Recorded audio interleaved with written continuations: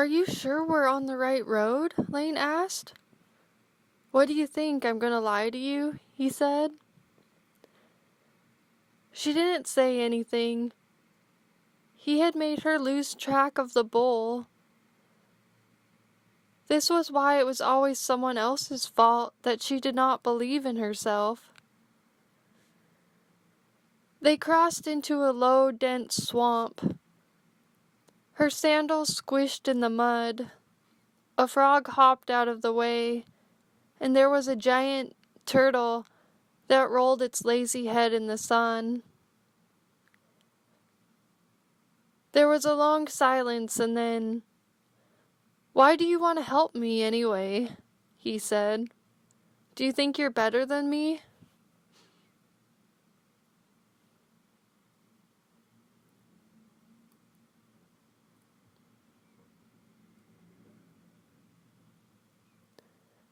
"No," Laine said, shaking her head. One of the kids at the children's home had asked her the same thing. "No, I don't think I'm better. I think everyone's connected." Laine looked around her. It was beautiful. Most of the trees here had been chopped down to make the road. She noticed the log piles of corded wood, like the kind Mom and Harlan used to gather from the woods, reassuring her that nature still existed, but was being taken out even in those ancient times. The road, which continued to tumble on, gave her comfort at the same time that it disheartened her. It made her feel as if there was a clear, tried-true path to her destination, even though she knew her real path was the windy one that necessitated her growth, and made her leave Mom and home and everything she knew behind. That is, until the road she'd been walking with Max, seemed to come to a complete end. Even though things didn't pan out the way she had hoped, she was still glad she'd taken this trip with him. "You're kind of trippy," Cuchulain said. It reminded Laine of the time one of the kids at the children's home said the same thing. Mom used to work nights at the children's home after she lost her teaching job, and Laine worked there as an adult. They called it the Sea Home for short. The Sea Home took a unique approach to homing orphaned boys and girls with traumatic pasts, while looking to foster them to individual homes. She and the other counselors raised them together under one roof. They created their own family. Laine thought having small groups of kids under one roof, with guardians, rules, school, and counseling, would lead to well-adjusted adults. Certainly, if they learned to navigate all the different personalities of their counselors, they'd be better able to navigate the job market.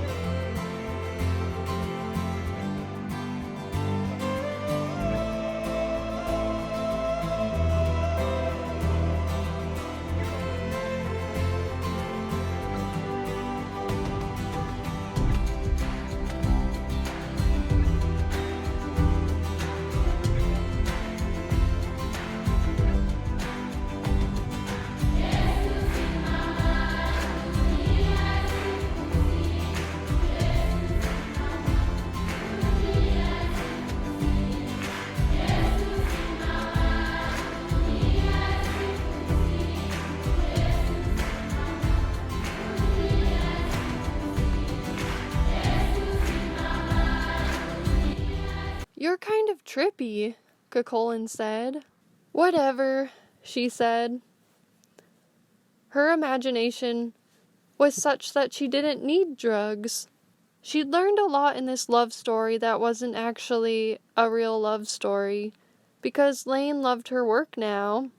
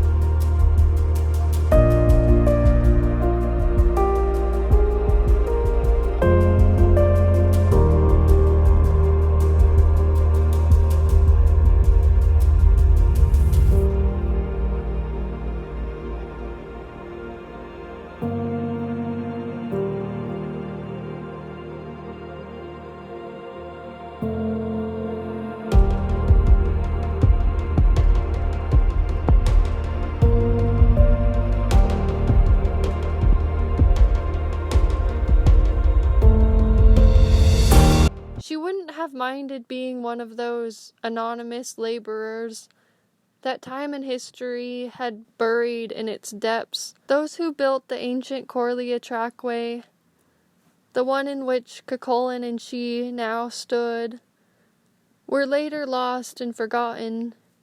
No remains of their little-known lives could be recovered by archeologists, except for what they had built. So in that way they existed for their work alone, and became the unsung heroes of their time. Laine thought she'd enjoy being mysterious, like a log in the fireplace, giving light to others before disappearing. She felt her power even before others saw it.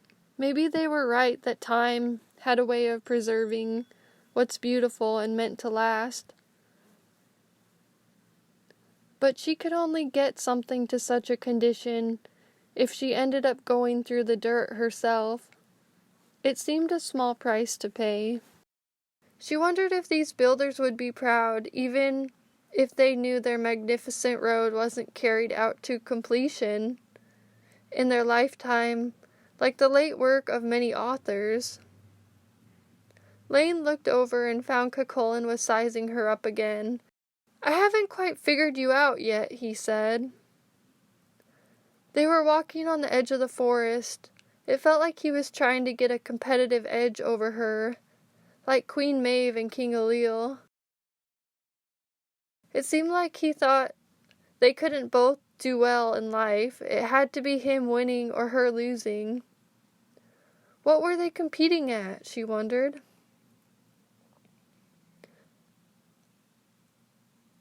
"I think it's more about how good we both become at mastering our emotions. And good luck with figuring me out," she said. She knew this Iron Age Max was not the warrior Cuchulain of her dreams. He wasn't supposed to know about the unspoken warrior's code of ancient Ireland, though in this parallel universe it was hard to decipher the two. In her Irish lit class in college, Laine learned that Geisa bound a warrior to an oath he'd sworn on. But in modern times, guys lied to girls all the time to get what they wanted. Back then, words mattered and were enforced and clarified by taboos and cautions. If they were crossed, a violator got his rightful geese. It was kind of like karma, she thought. Laine thought maybe if she could teach Cuchulain the rules of Geisa, but for now, he was like another one of the kids she mentored at the sea home. If she could teach him, She'd be able to help him with his hard battles to come and live beyond the age of 17. He'd be remembered as a great hero the books talked about. That way they could both win. Laine kept forgetting he was a 17-year-old version of Max and tried not to get upset. Remembering teenagers are always a little self-absorbed.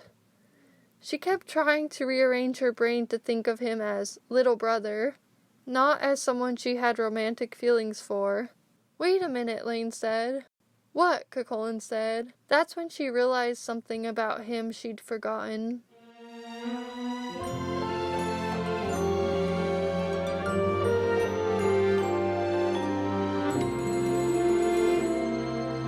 If everything I dreamt of it was true,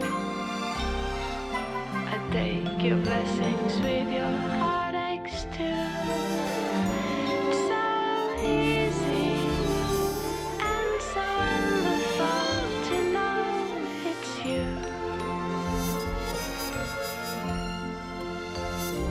From the highest mountain to the deepest well, I never thought I'd be the one to tell. It's so easy and so wonderful beneath your spell.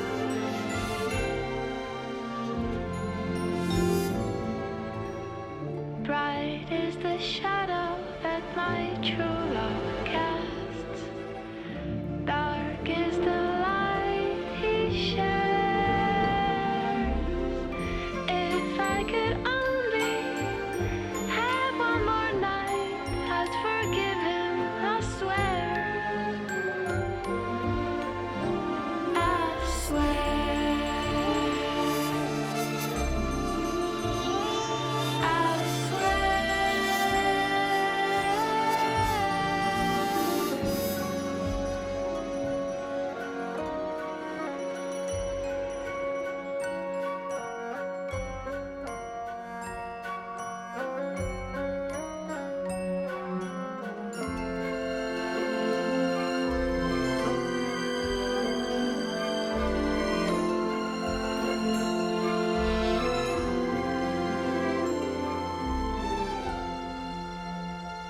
So come on, let's make this blue moon shine all day.